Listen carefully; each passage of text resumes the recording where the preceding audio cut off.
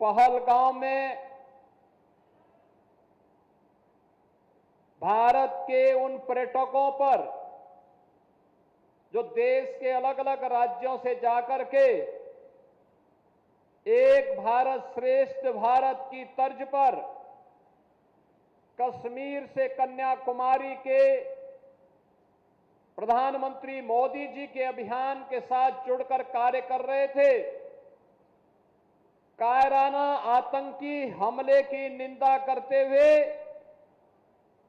उत्तर प्रदेश वासियों की ओर से उन सभी परिवारजनों के प्रति जिन्होंने अपने परिवार के सदस्यों को खोया है, उनके प्रति अपनी संवेदना व्यक्त करते हुए दिवंगत आत्माओं के प्रति विनम्र श्रद्धांजलि अर्पित करता हूं। बहनों और भाइयों, सभ्य समाज में आतंकवाद के लिए कोई जगह नहीं हो सकती, अराजकता के लिए कोई जगह नहीं हो सकती।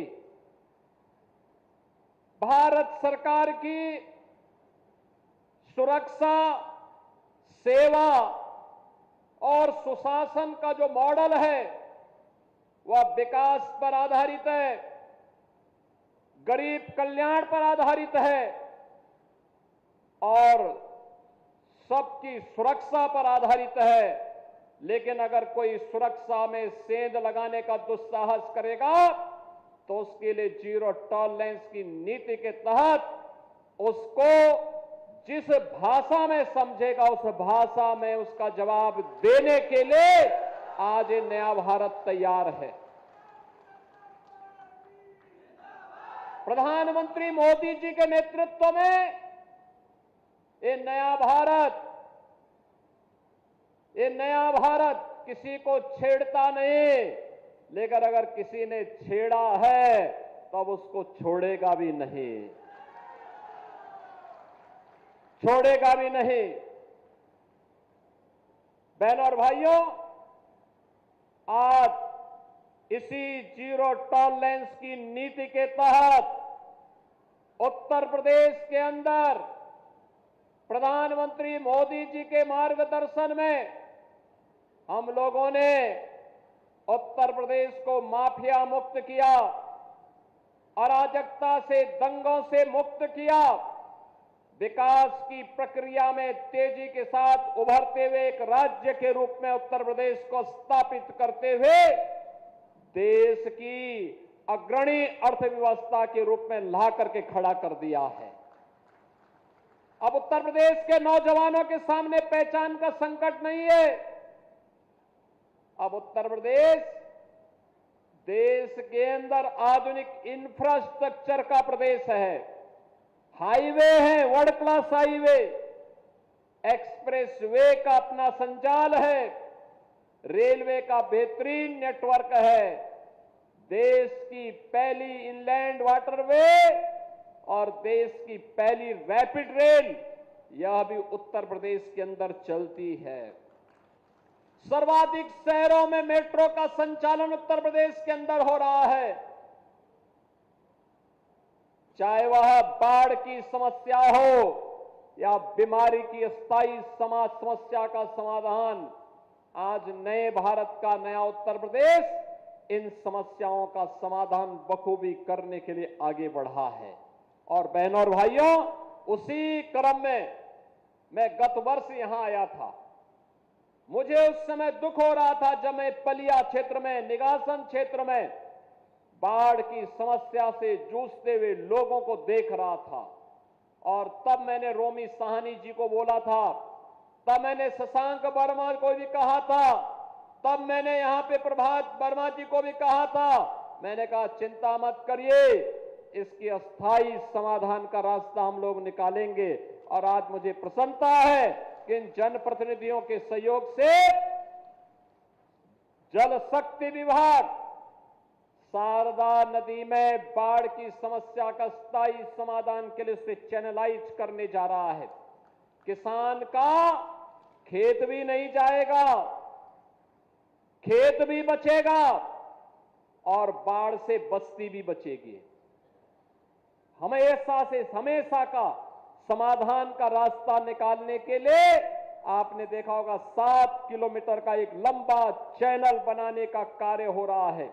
मुझे अप्रैल प्रथम सप्ताह में आना था, लेकिन मैंने इसीलिए उस समय कहा कि चलो पहले काम प्रारंभ करने दो, और मुझे अच्छा लगा कि यह कार्य आज तेजी के साथ आगे बढ़ गया है। उस समय यहां पर जल शक्ति मंत्री श्री स्वतंत्र देव सिंह जी आए थे, प्रभारी मंत्री आए थे, रोमी साहनी जी और अन्य जनप्रतिनिधिगण आए थे, और आज मुझे अच्छा लगा कि कार्य तेजी के साथ आगे बढ़ रहा है। बहनों और भाइयों, सरकार जो पैसा खर्च करती है, ये सरकार के अपने पास का पैसा नहीं है, मुख्यमंत्री के पास का पैसा नहीं है, मंत्री के पास का पैसा नहीं है। यह पैसा है जनता जनार्दन का, टैक्स के द्वारा अर्जित पैसा। इसका सदुपयोग होना चाहिए। इसके लिए पहले हमारे सामने प्रस्ताव आया था 180 करोड़ रुपए की लागत से एक तटबंध बनाया जाए। तो मैंने कहा तटबंध से क्या होगा? कहा जमीन जाएगी किसानों की। तो मैंने कहा मिट्टी का तटबंध कितने दिन तक? शारदा नदी में 3 लाख क्यूसिक वाटर आएगा, कैसे वो मिट्टी का तटबंध रोक पाएगा? ये समस्या का समाधान नहीं।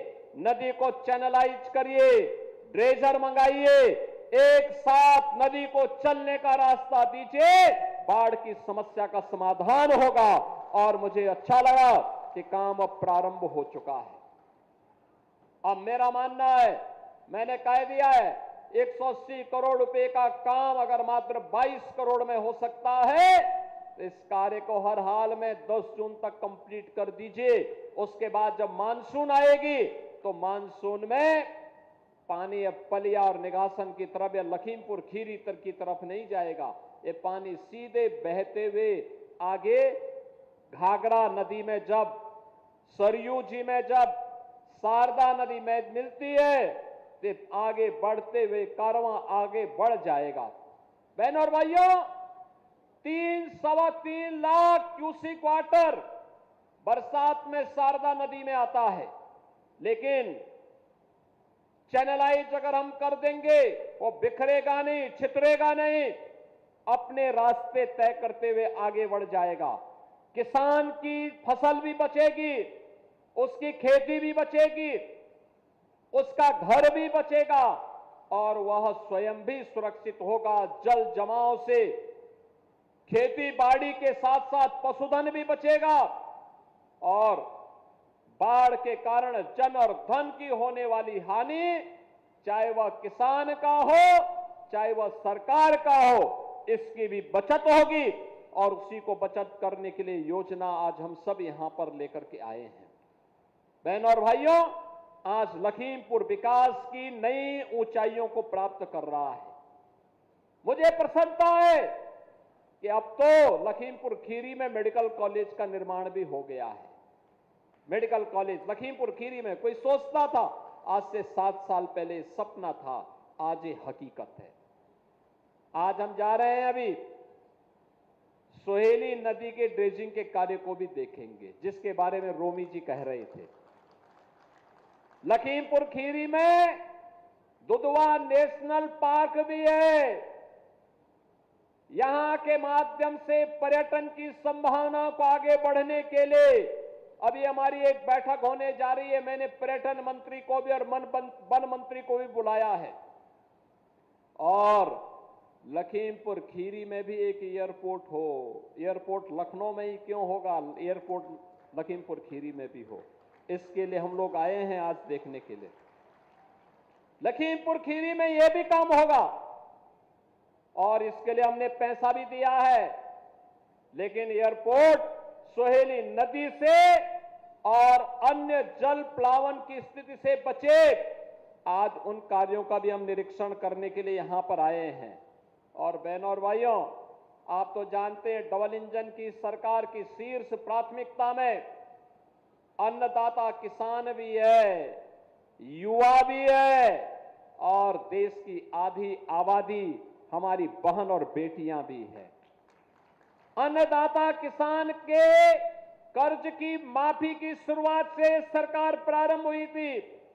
आज प्रधानमंत्री मोदी जी की कृपा से प्रधानमंत्री किसान सम्मान निधि का लाभ हर अन्नदाता किसान को उपलब्ध करवाया जा रहा है और अन्नदाता किसान को किसान सम्मान निधि के साथ साथ गन्ना मूल्य के भुगतान के बारे में जो चिंता यहां के जनप्रतिनिधियों की है, बहनों और भाइयों, हमने तो पहले दिन से कहा है कि किसी को भी अन्नदाता किसानों का शोषण करने की इजाजत नहीं देंगे, किसी को भी नहीं देंगे।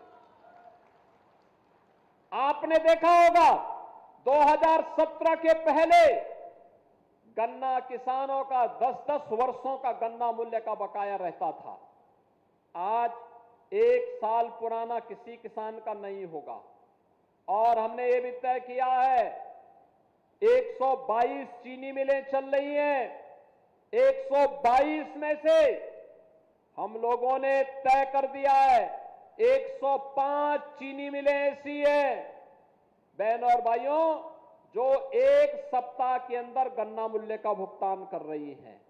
लेकिन जो शेष 17 चीनी मिलें हैं, इन 17 चीनी मिलों में जो लेट लफीते हैं, इसके लिए भी हम इसका एक समाधान निकाल रहे हैं। लेकिन मैं आपको इस बात के लिए आश्वस्त करता हूं, पैसा किसी का डूबेगा नहीं, क्योंकि चीनी मिल का कब्जा तो हमारे पास है, चीनी मिल तो हमारे पास है। अगर कोई बात बदमाशी करेगा, अभी तो हमने एस्क्रो अकाउंट खोला है कि जो भी चीनी बिकेगी वह ज्वाइंट अकाउंट होगा, पहले किसान के पास जाएगा तब चीनी मिल मालिक के पास जाएगा।